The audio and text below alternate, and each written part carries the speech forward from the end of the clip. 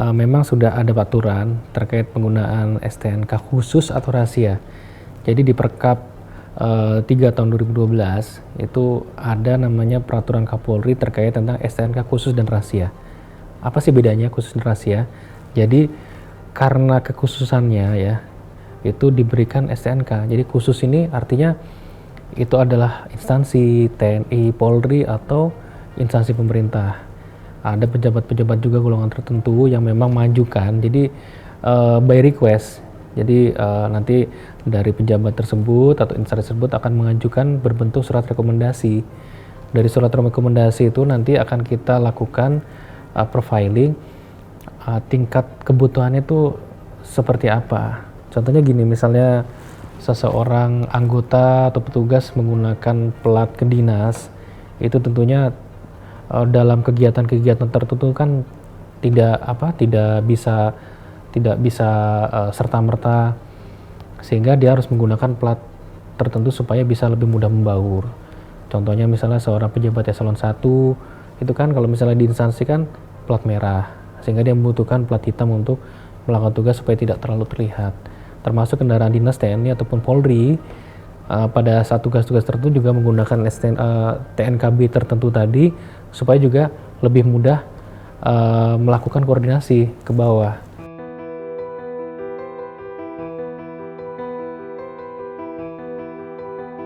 Ya, jadi memang penggolongan nomor yang khusus tadi itu memang diberikan kode awalan 1.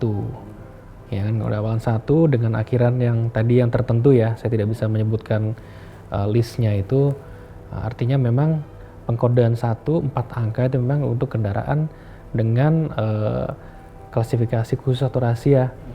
Nah, kemudian disitulah masyarakat akhirnya ingin terlihat seolah-olah seperti pejabat atau mungkin petugas, sehingga dia akhirnya mengajukanlah dengan kepala 2. Tapi sebetulnya itu adalah bukan kendaraan yang dikhususkan dalam kategori khusus atau rahasia di wilayah hukum Polda Metro Jaya, termasuk yang 3 angka seperti kemarin kan ada kasusnya salah satu selebritis ataupun itu 3 angka, 2 angka, 1 angka dengan akhiran yang mirip tadi. Akhirnya orang mengira oh itu kan hanya boleh dimiliki pejabat, sebetulnya itu umum. Dan petugas di lapangan pun juga sudah tahu bahwa itu bukan kelompok kendaraan yang dikhususkan atau kendaraan dalam kategori rahasia tadi. Pada saat kita lakukan pemeriksaan kemarin memang yang bersangkutan tuh melalui mekanisme yang prosedural normatif. Jadi mengajukan ke Samsat, kendaraannya ternyata memang plat itu masih kosong dan bisa digunakan, kemudian melalui mekanisme tertentu tadi membayar. Kalau privilege jujur nggak ada ya, karena kayak sama aja. Toh ganjil genap kita juga kena, kalau misalnya menggunakan bahu jalan juga kena, dan kalau misalnya ditilang pun ya tetap kena meskipun kita menunjukkan sertifikat dari plat mobil tersebut karena kan dapat khusus ya. Mungkin kalau privilege bagi yang lain sebagai tanda pengenal saja ketika memasuki salah satu instansi yang menerbitkan. Tapi kalau jujur dari pemakaian pribadi nggak ada sih privilege khusus. Di dalam kebijakan ganjil genap tidak disebutkan memang yang sedang orang yang menggunakan STNK atau TNKB tertentu tadi ya, itu jadi tetap masuk dalam tidak yang dikecualikan dalam pembatasan ganjil genap.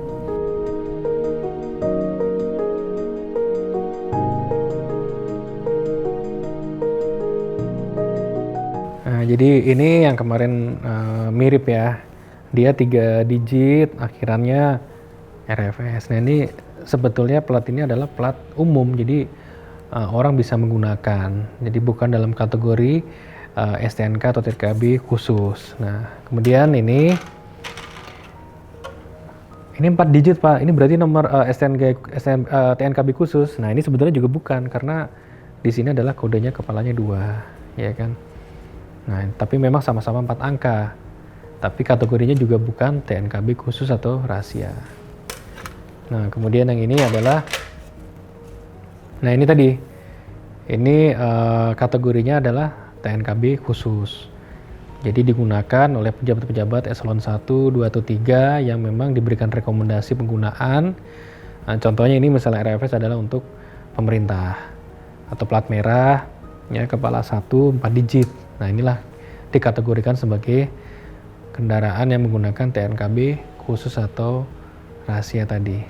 Nah, ini beda-bedanya.